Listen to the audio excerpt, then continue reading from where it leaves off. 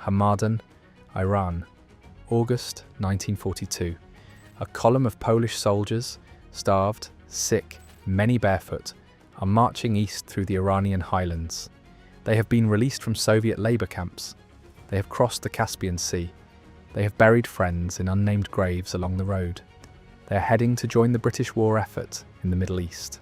They have almost nothing. And then a boy walks up to the convoy, holding a canvas sack. Inside is a bear cub, orphaned, malnourished, about the size of a house cat. The soldiers trade a few cans of food, some chocolate, and a Swiss army knife for the animal. That bear will go on to carry 100-pound artillery crates through a war zone, receive an official military rank, be assigned a serial number, draw a soldier's pay, and become the symbol of an entire army corps. His name was Wojtek. And this is not a legend. Every word of it is documented. Here is the problem nobody thought about.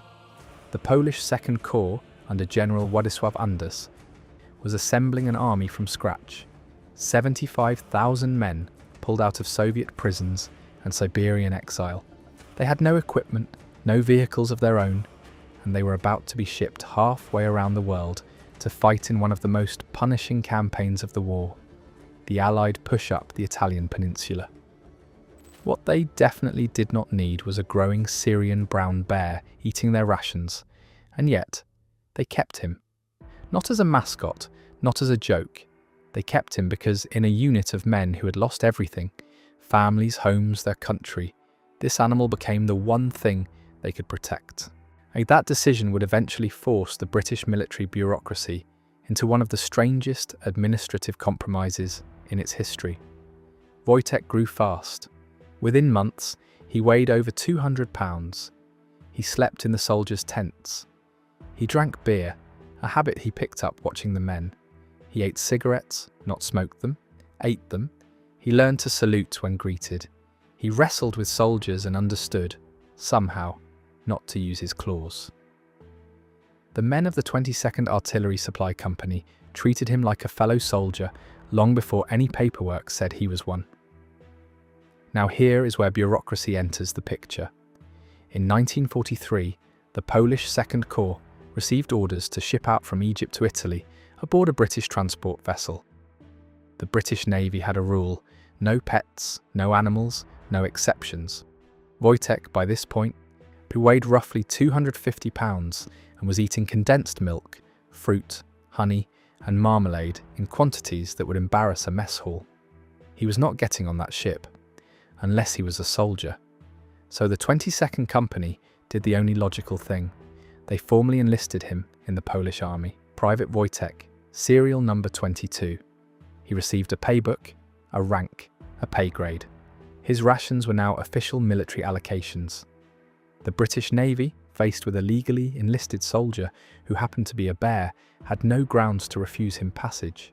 He boarded the ship to Italy. February 1944. The Italian front. The Allied advance up Italy had slammed into a wall. The Gustav Line, a chain of fortifications stretching across the narrowest part of the peninsula. And the crown jewel of that line was Monte Cassino, a 6th century Benedictine monastery perched on a 1,700-foot hilltop, ringed by German gun emplacements.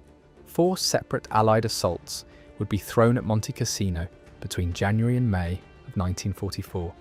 The first 3 failed. The problem was not just the hill, it was the supply chain. Artillery was the only way to crack fortified mountain positions. But artillery eats ammunition.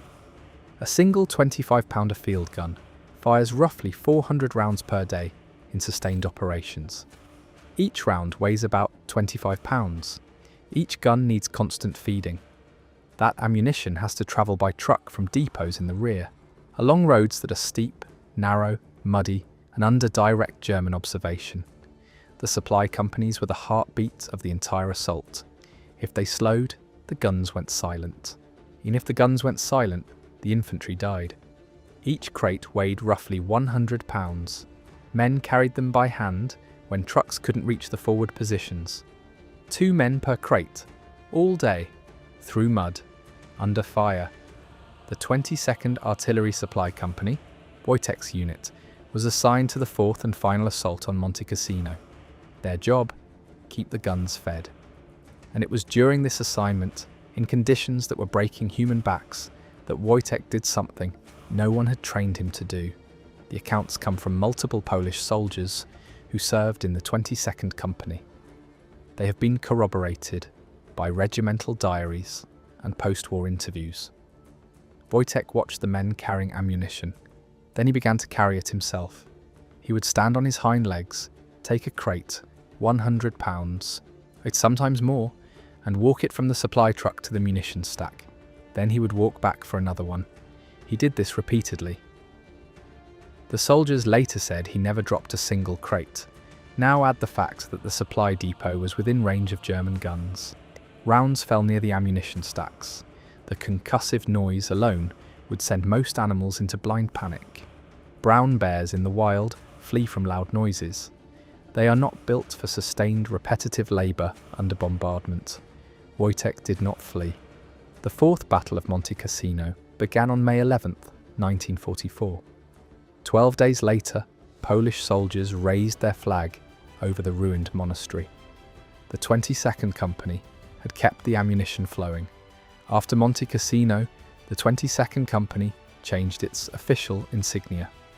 The new emblem showed a bear, upright, carrying a shell, or as it was approved by the Polish Army Command.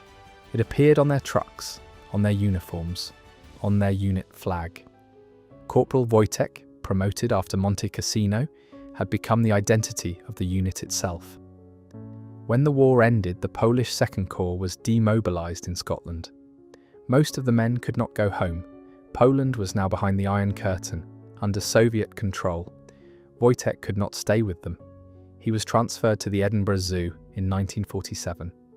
The staff there noted something. When Polish visitors came, and they came often, and spoke to him in Polish, Wojtek would perk up.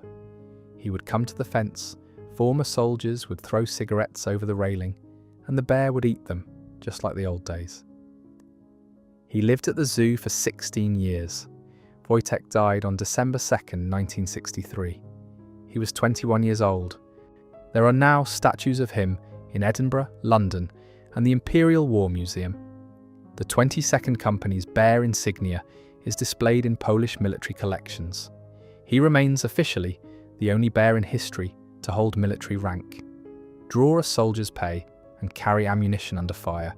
The Polish soldiers who served with him never called him a mascot. They called him a companion. And they meant it. If you want more stories like this, subscribe.